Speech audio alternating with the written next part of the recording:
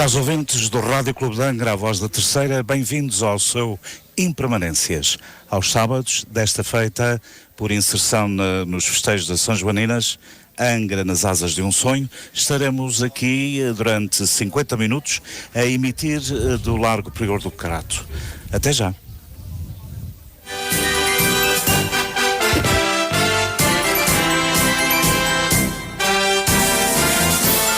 Caro ouvinte, nem sempre temos o que queremos, mas temos sempre o que precisamos. Discorrer sobre Álamo de Oliveira, uma figura bem conhecida de todos nós, que é o seu nome artístico de José Henrique Álamo Oliveira, nasceu no Raminho, Ilha Terceira, 2 de maio de 45, é sempre extremamente difícil. E é complexo pela sua vastíssima obra, como toda a gente sabe, e também pela sua vastíssima contribuição literária que a Ilha Terceira, o arquipélago dos Açores, aliás Portugal e também a nossa diáspora, tanto penhorados permanecem. Portanto, eu gostaria de dar as boas-vindas ao Álamo, ao Impermanências. Sinto-me muito grato pela teres acedido ao convite e, sobretudo, também é uma honra para todos nós. Bem-vindo.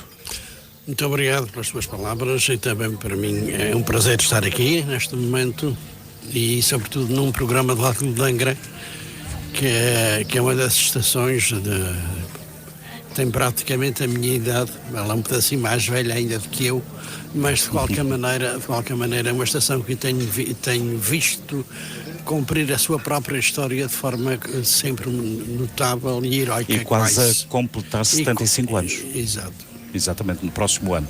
Bom, toda a gente te conhece e a obra, mais do que ninguém, grita, é gritante, mas eu gostaria de destacar algumas coisas, se me permites, e portanto eu destacaria que passaste no Seminário de Angra do Heroísmo e tenho alguns livros com memória do início de ser teu fã, enquanto literariamente à procura de novidades.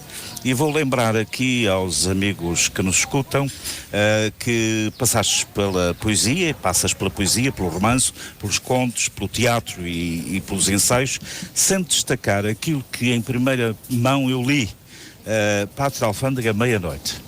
Já agora, é uma curiosidade, talvez, entre aspas, mórbida, nunca tive a oportunidade de perguntar isto diretamente. Aproveito o Impermanências para te fazer essa pergunta. O que é que moveu? Qual foi a inspiração para fazeres esta que eu tenho como uma obra-prima?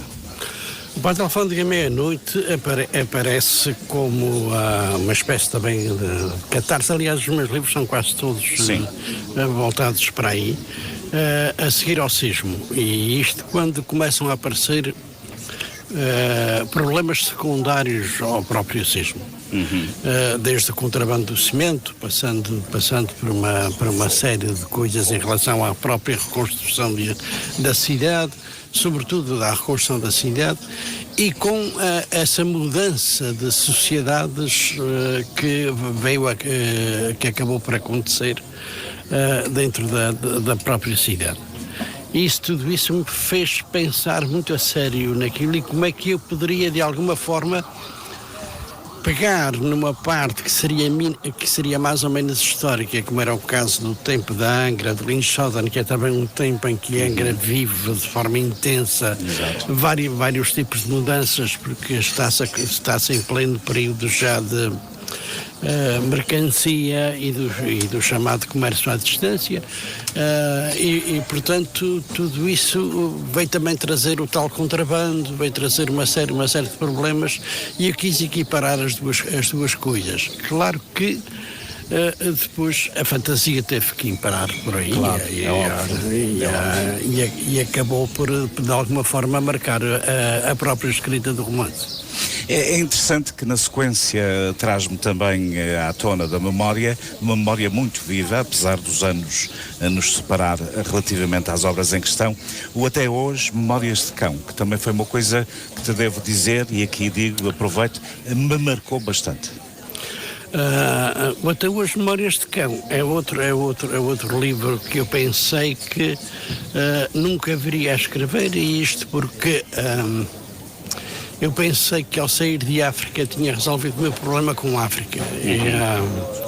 E alguns anos depois cheguei à conclusão de que afinal não tinha resolvido coisa nenhuma e que precisava também de alguma forma desabafar com o que quer que seja e sobretudo desabafar aquela vida militar que existia em África, que era um pouco compreensível à luz natural da razão, porque tratava-se, enfim, de estar a subjugar um povo em serviço de meia dúzia de pessoas interessadas, de facto, em andarem por ali e em criar as suas pequenas e grandes fortunas, alguns deles. E, portanto, tudo isso veio trazer também uma espécie de problemática, mas já com outro tipo de dinâmica, que ao começarem a surgir os primeiros romances sobre a Guerra de África, o meu tinha que enverdar, digamos, pela análise feita de uma outra janela ou de uma outra porta, conforme quisesse entender, para não estar a repetir aquilo que afinal os outros estavam a dizer, que era a descrever o golpe de mão e a emboscada e pouco mais do que isso. É evidente que esse romance teve depois as suas repercussões muito fortes, quer dizer, ao ponto de por exemplo, do Dr. João Medina dizer que foi o único romance sobre a guerra colonial que se escreveu. Também não era isso que eu queria que ele dissesse, mas de qualquer maneira, porque há aquela análise entre a parte histórica e também política da presença de Portugal nas províncias de África, nas então províncias de África, que hoje, graças a Deus, são países. E, portanto, ele pega nessa análise para dizer que, efetivamente, faltava alguém que refletisse esse lado da questão. Se eu estiver errado, permite-me, portanto, citar aqui uma coisa que me parece, julgo, importante até para aqueles que podem ter ao longo dos tempos deslembrado. Penso que estas obras serviram de base a trabalhos académicos em faculdade dos Estados Unidos, penso eu. Não só dos Estados Unidos, mas sobretudo, mas também muito mais no Brasil. No Brasil, exatamente. Tem algumas coisas que foram de facto.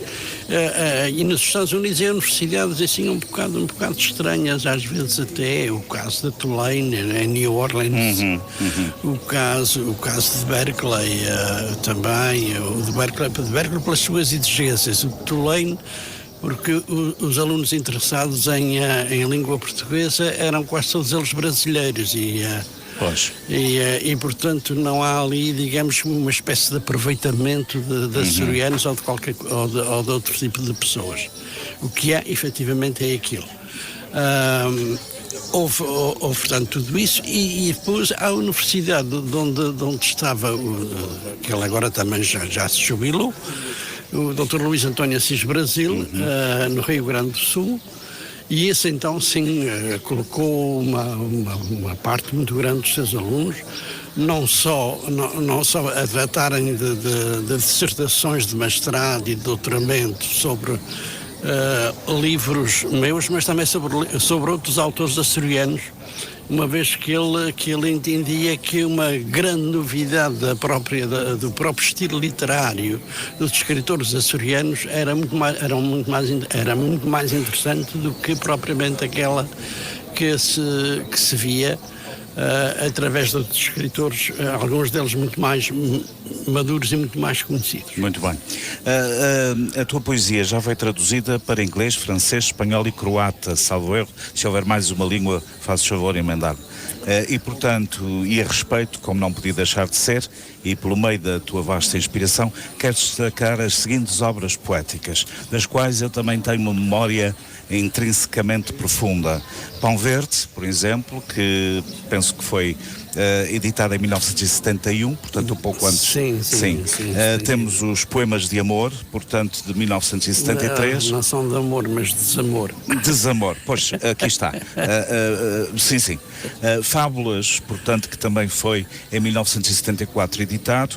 Os 15 Misteriosos Mistérios, esse sim eu posso gravar, que em 1976 estava de passagem por Angra, e um sucesso que aconteceu à volta destes 15 Misteriosos Mistérios. Depois temos aqui algumas outras obras.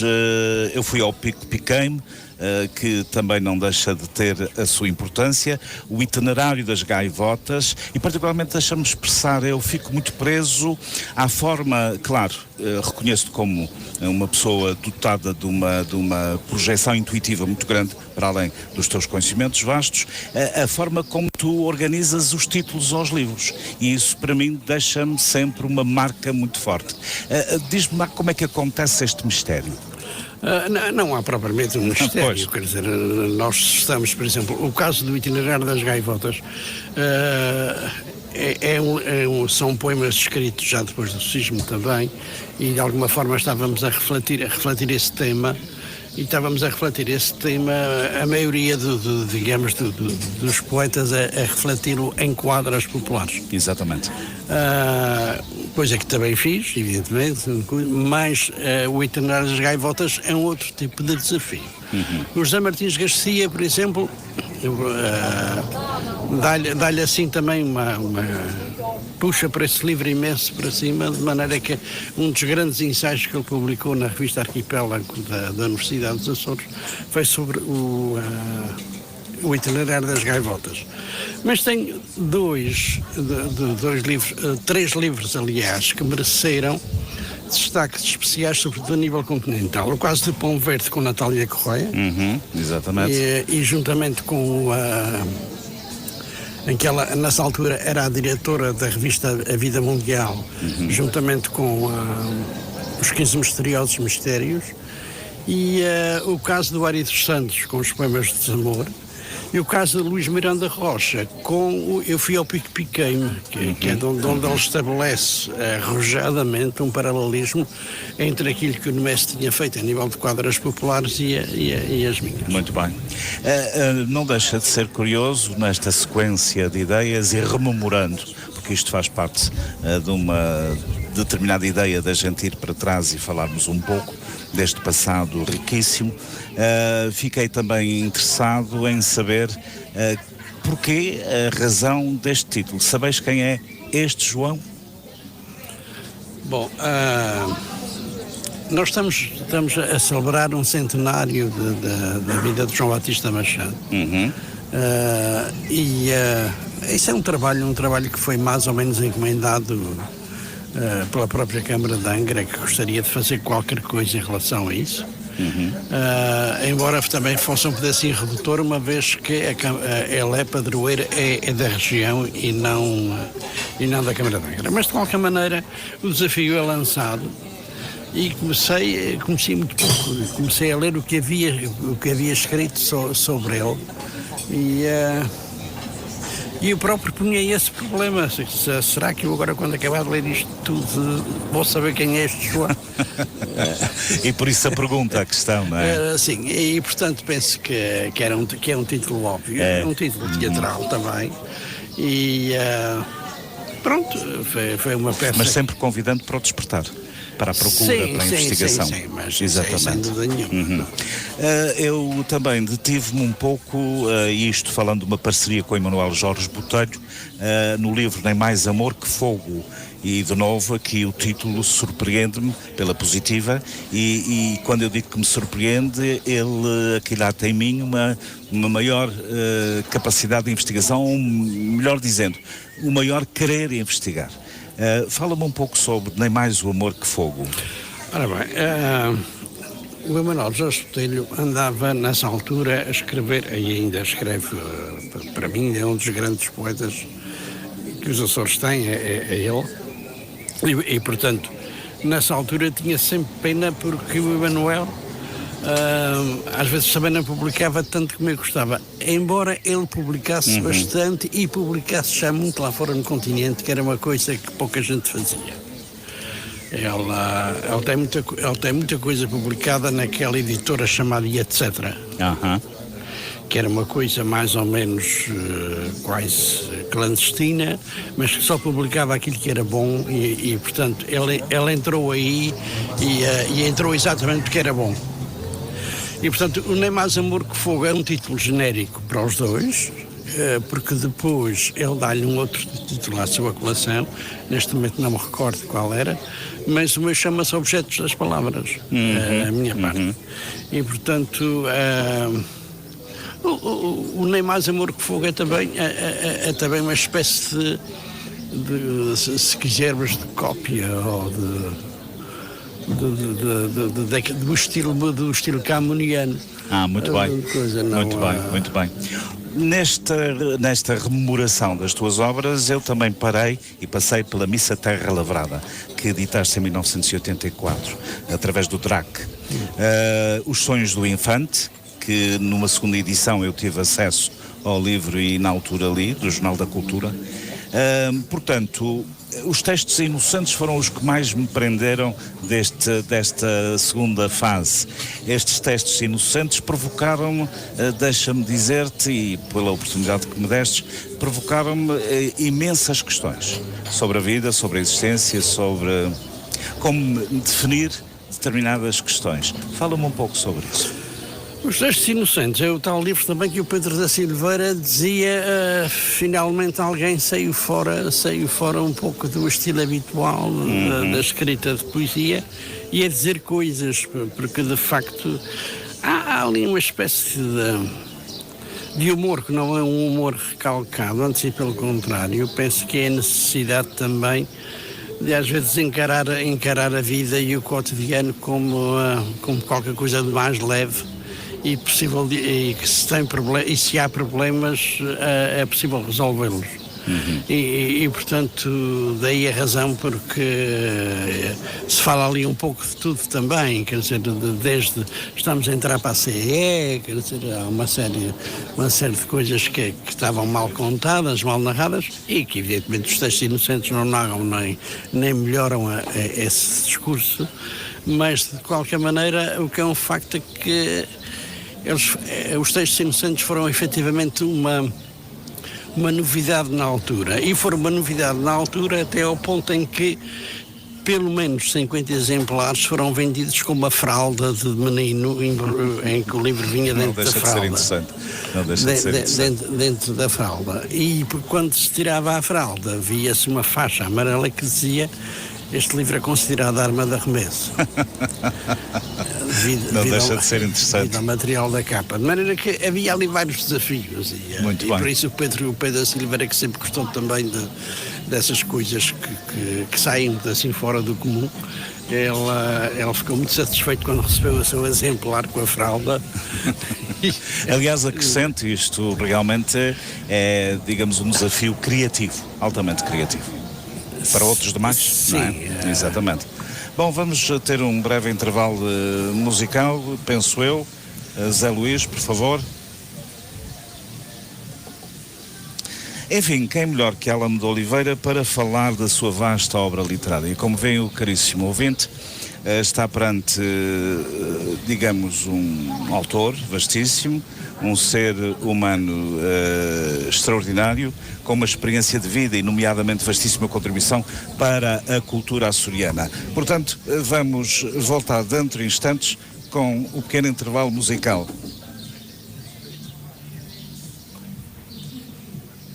Um pouco de música, por favor. Já música.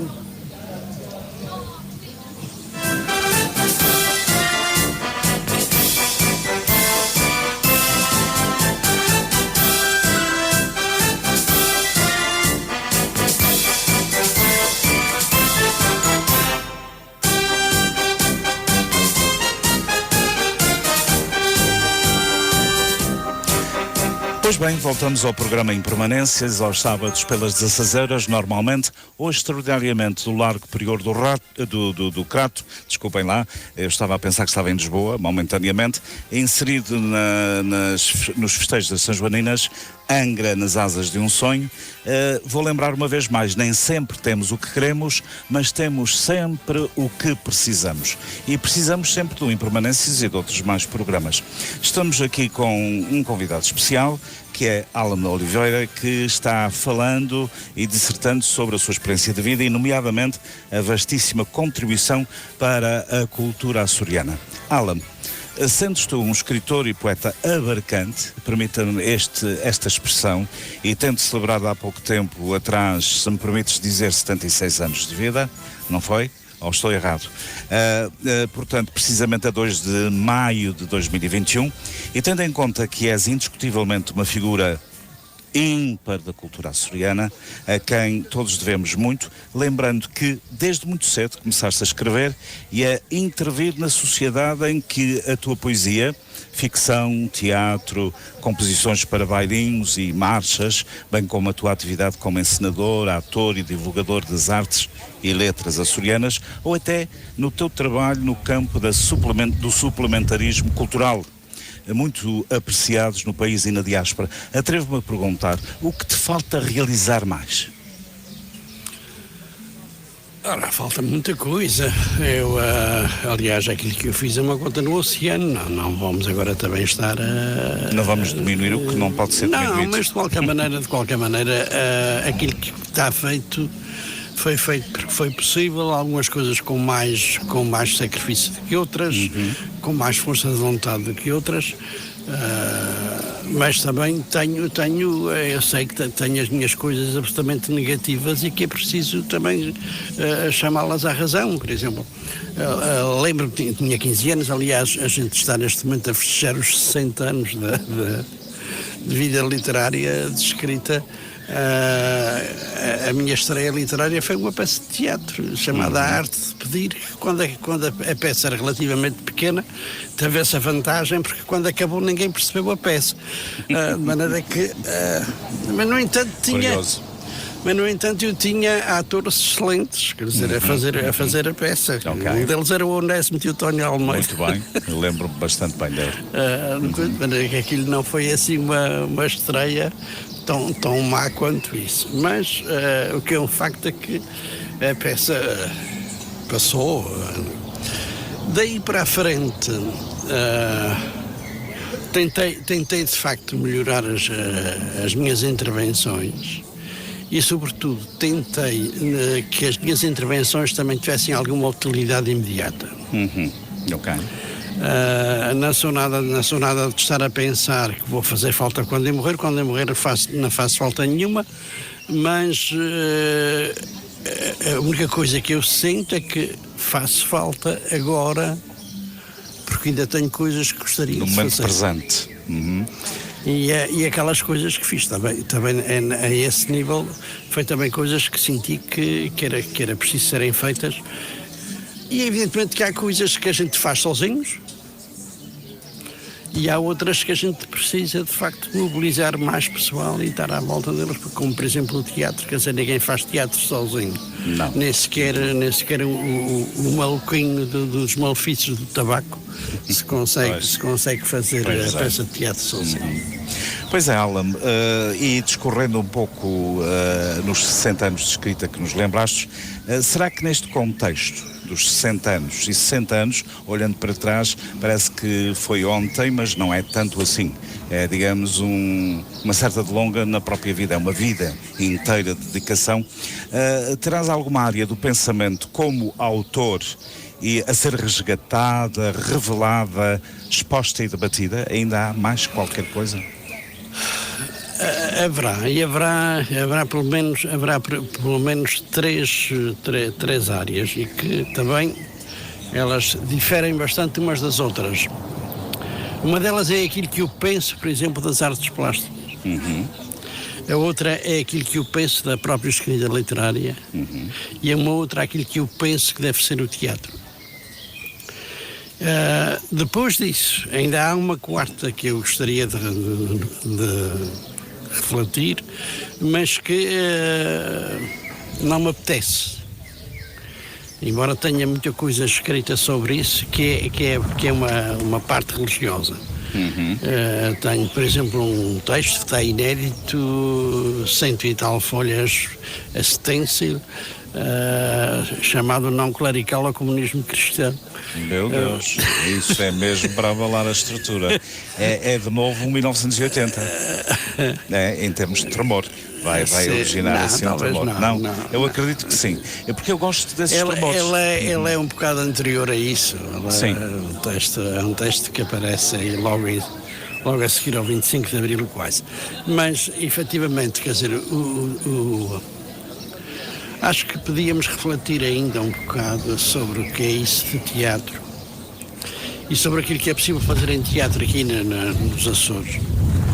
Porque há aí uma série de ideias mais ou menos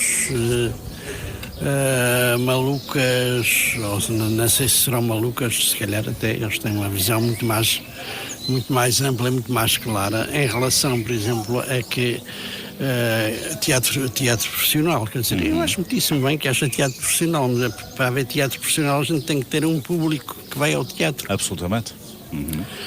E temos que criar condições para que esse público possa ir ao teatro. Ir ao teatro, quer dizer, porque se é apenas para ser o governo a pagar companhias de teatro profissional, não vale a pena. Não vale a pena, não, exatamente.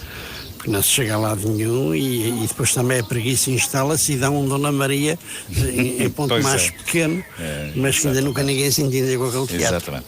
Alan, fala-nos um pouco sobre o ano 2002, particularmente quando a Portuguese Studies Program da Universidade da Califórnia, em Berkeley, convidou para lecionar na qualidade de escritor do semestre a sua própria obra aos estudantes de língua portuguesa, sendo o primeiro português a receber tal distinção. Fale-nos um pouco dessa experiência. Essa do primeiro português também fica-se a dever a uma amiga minha que era a diretora do departamento, não é? E portanto penso que ela, claro que se ela não fosse minha amiga, provavelmente chamar-me-ia na mesma, quer dizer, sim. Ela não me chamou, não foi por isso, quando ela me convidou para lá ir. De resto, pronto, aquilo é um departamento que existe de língua portuguesa e língua espanhola na Universidade de Berkeley. O que há ali de mais interessante ainda não é propriamente aquilo que é possível fazer em termos de língua portuguesa, mas aquilo que é possível fazer em como é que é dizer, em análise, por exemplo, de pedagógica e política, porque é de facto uma universidade que é um avant-garde, quer dizer, aquilo, todos os dias naquela universidade há manifestações. Exatamente. Umas pró, outras contra. E eu lembro-me, por exemplo, estava lá na altura, que o Bush queria ir lá visitar a universidade. E a cidade entendeu, porque aquela cidade vive toda em função daquela universidade. E, portanto, eles é que mandam. Exatamente. Aliás, a gente chega a Berkeley e tem um letreiro enorme que diz Bem-vindo à República Popular de Berkeley. Não deixa de ser interessante. Começa por aqui.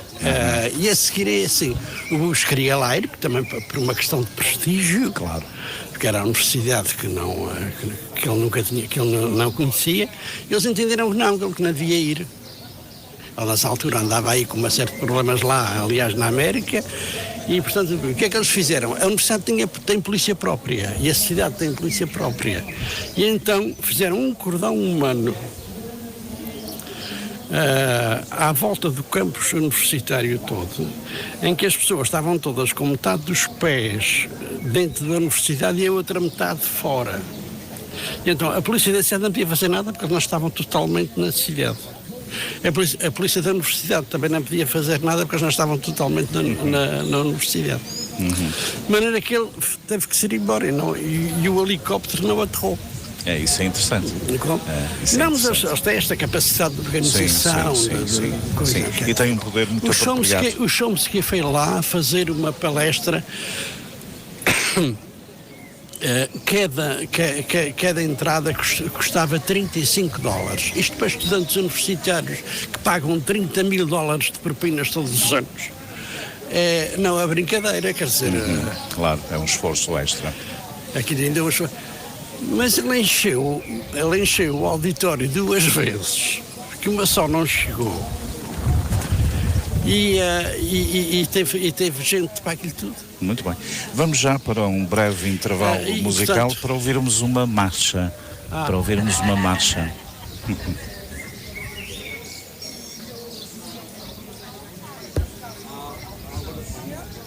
Não, Berkeley de facto uma coisa que lhe é uma...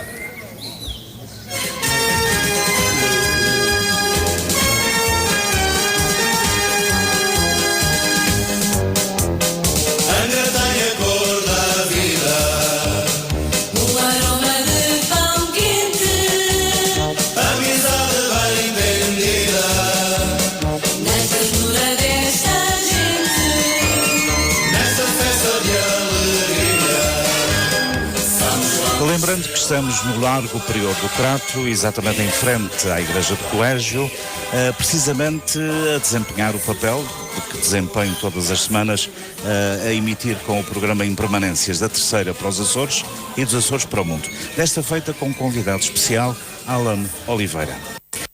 Base retrospectiva, lembro aos nossos ouvintes que o Alan é um dos membros fundadores do grupo de teatro Alpendre, com sede em Angra do Heroísmo, sendo o mais antigo agrupamento de teatro dos Açores, atualmente com, penso, 45 anos de vida.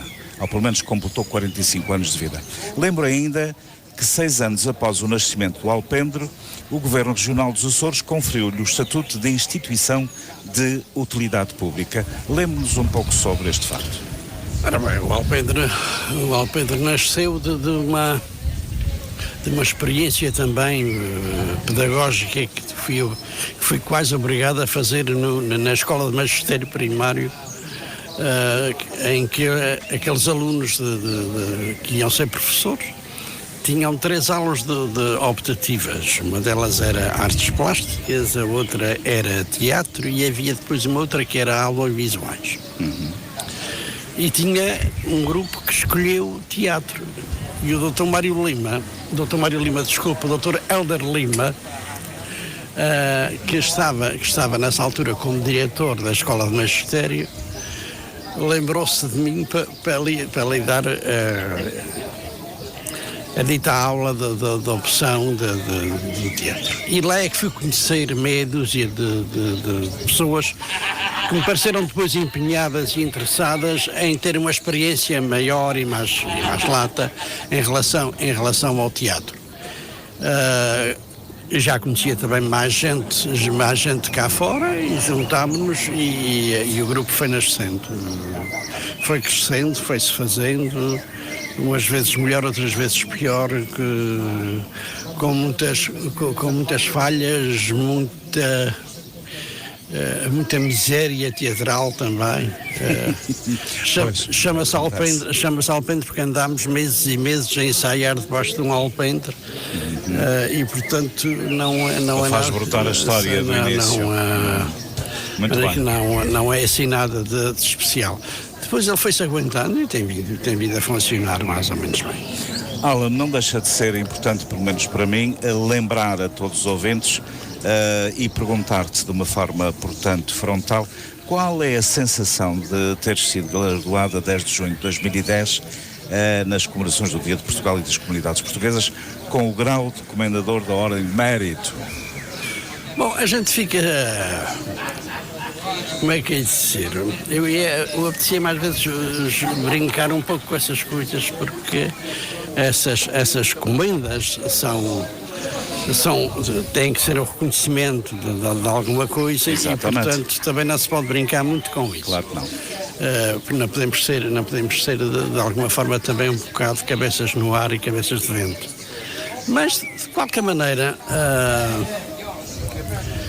Foi interessante, foi uma experiência interessante e também eu tenho uma história que é esta. Quando Mário Soares veio fazer uma presença aberta, eu escrevi 60 e tal justificações de cidadãos açorianos para serem galardoados pelo Mário Soares.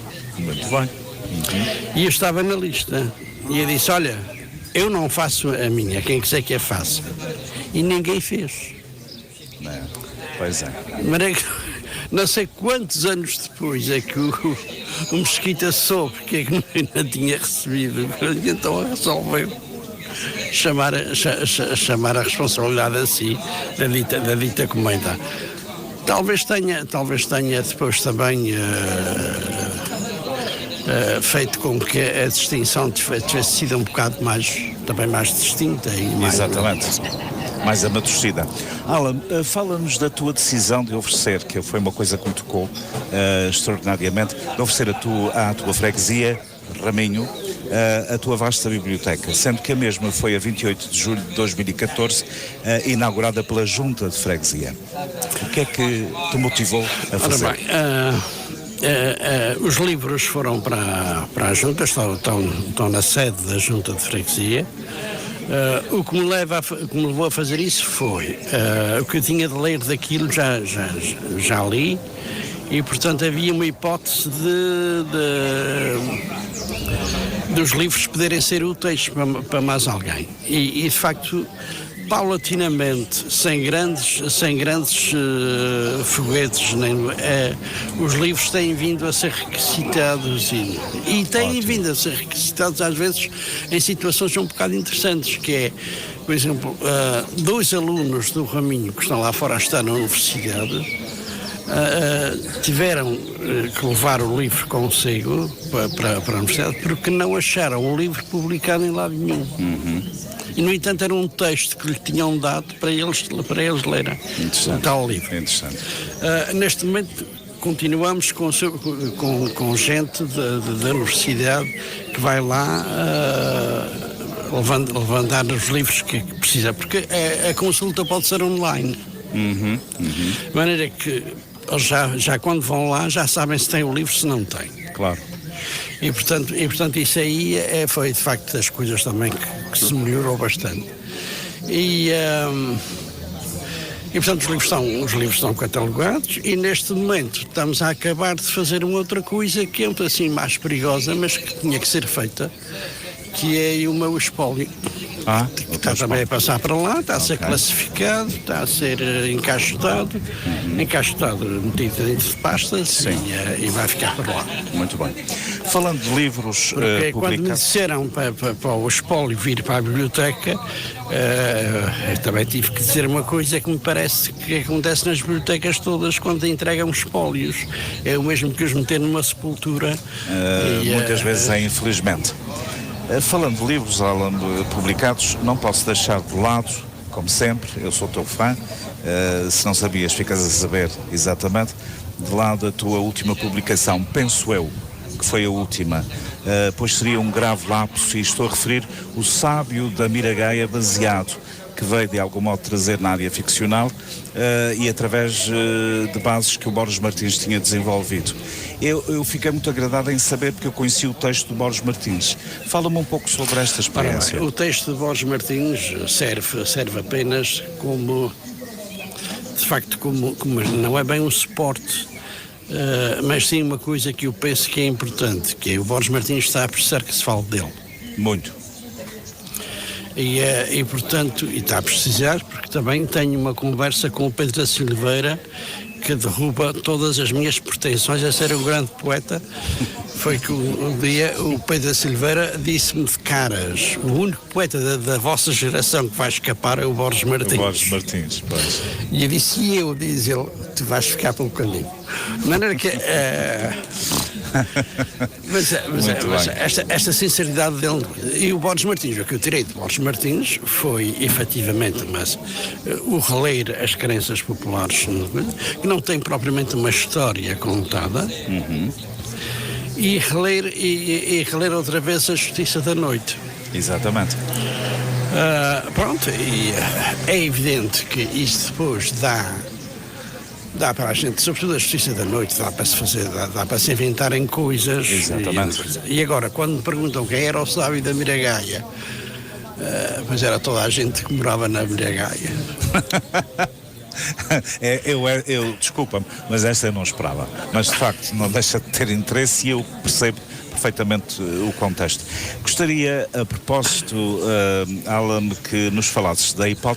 ou mesmo da realidade de uma plausível existência de uma cultura subterrânea, falando de novo nestes aspectos literários e marginal no inconsciente coletivo do povo terceirense. Ainda vivemos essa Há realidade? de haver casos, pessoas, mas casos isolados. Não acredito muito que seja com aquela. Pronto, os médicos estavam tão longe e eram tão caros que havia que recorrer a muitas outras coisas, estás a perceber? E, portanto, e essa era uma delas. Pois é. Eu lembro, nós tínhamos, por exemplo, no Raminho, um senhor que todo o dia e às vezes quase toda a noite tinha táxis parados lá de fora da porta para pessoas que iam lá tipo consulta e o que é um facto é que ele cada vez tinha mais gente.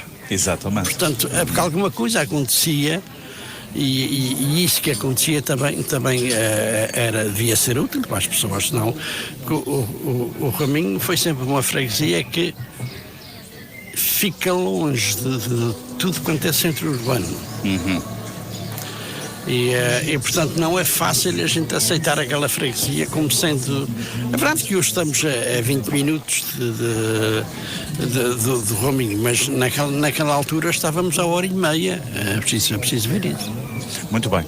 Alan, peço indulto. Isto começo por dizer que te peço indulto. Por ir tão atrás na tua história literária, mas não posso deixar de passar por esta grandiosa oportunidade de estar contigo no programa em Permanências e de falar sobre um romance que li e reli e refiro o Até Hoje, Memórias de Cão, voltando um pouco ao início da conversa, através do qual apresentaste-nos uma interpretação original e ousada da guerra colonial, já abordámos também, abordando um tema na altura altamente recriminado e proibitivo, é o caso da homossexualidade. Eu sei que estás absolutamente à vontade para dizer mais alguma coisa. E essa parte fundamental que na altura proibitiva deve ter exigido de ti um esforço grande, não? Eu não diria que não, que eu penso é que as coisas têm que ser ditas e têm que ser ditas a tempo. Ok, muito bem. Quando o tempo passa sobre as coisas e ninguém disse nada, é que acho mais perigoso. E o que é um facto é que toda a gente que escreveu sobre a guerra colonial, praticamente ninguém toca na vida sexual daquela malta. Exatamente. E isso é que era terrível, porque uma coisa era aqueles quartéis que ficavam perto de cidades e, portanto, esses tinham uma outra dinâmica e têm uma outra forma de resolverem esses pequenos problemas, mas quando se tratava de uma companhia metida no meio de uma mata, em que mais nada existia à volta a não ser eles, pois a coisa era um pedaço mais complicada. Com certeza que sim.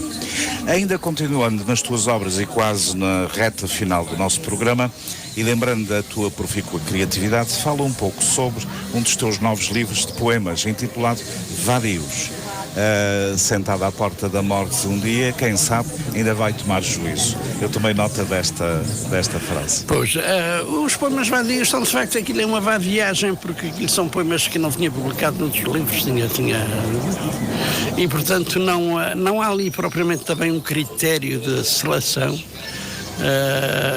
que normalmente fiz para os outros.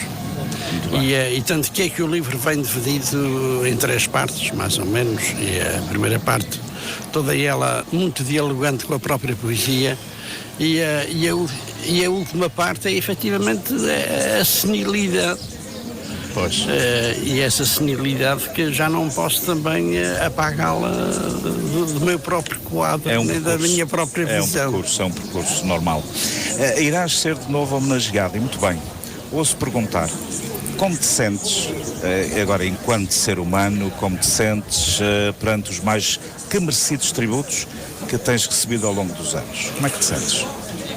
Ora bem, sinto-me muito bem, é preciso que se entenda, e sinto-me muito bem, mas ao mesmo tempo também um bocado incomodado, porque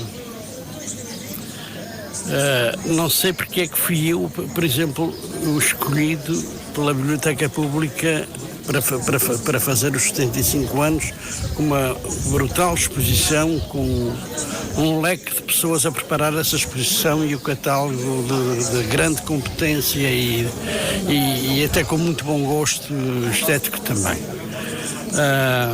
E foi a Câmara de Angra que também quis chamar a si a própria republicação das obras e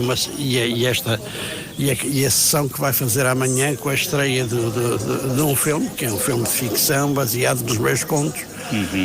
E portanto não há nada de novo. Mas penso também nos outros todos que fizeram 75 anos e que não tiveram nada disto. Muito bem. E que o mereceriam tanto como eu. Caro ouvinte, estamos na reta final do programa Impermanências e resta-me só dizer e lembrar-vos que falar de Álamo de Oliveira, tal como eu comecei, é falar, por certo, da sua sempre constante força telúrica, que lhe é bastante, digamos, evidenciada, através de uma escrita que ainda e ininterruptamente parte ao encontro das raízes e que fica entre a ilha e a viagem. Eu gosto desta expressão, entre a ilha e a viagem. Pergunto, para terminarmos, neste momento preparas mais alguma surpresa literária? Ora bem, eu podia dizer que sim, mas também ela está tão na sua fase de gestação. Está em embrião. Sim, que não vale a pena estar ainda a falar nisso. Mas pelo menos é uma promessa. Vai haver alguma coisa. Eu não consigo estar sem fazer nada, quer dizer, e portanto... Isso eu acho uma delícia. Não fazer nada é fundamental, penso eu. Quer dizer, portanto, eu não consigo entrar por aí, de maneira que não há... Alan, eu tenho a agradecer uma vez mais a tua amabilidade, a tua gentileza de estares no Impermanências e deixo-te estes breves minutos para o término do programa para dizeres alguma coisa à população que te escuta neste momento. Ora, em primeiro lugar quero também agradecer-te o teres convidado para cá vir a este programa e desejar a todas as pessoas que nos estão a ouvir a continuação de uma ótima tarde e, se puderem, podem também ler um pedacinho dos meus livros, talvez não seja tempo muito perdido. E tanto quanto aos teixeirenses, pois eu espero que eles aproveitem estas festas possíveis, como já alguém disse. Exatamente. E portanto não vale a pena a gente também agora estar a chorar sobre o molhado, mas bem me apetece. Ok. Pronto, então no término do programa Impermanências, aos sábados pelas 16 horas, hoje extraordinariamente a ser emitido diretamente à viva voz e em presença no Largo Prior do Crato.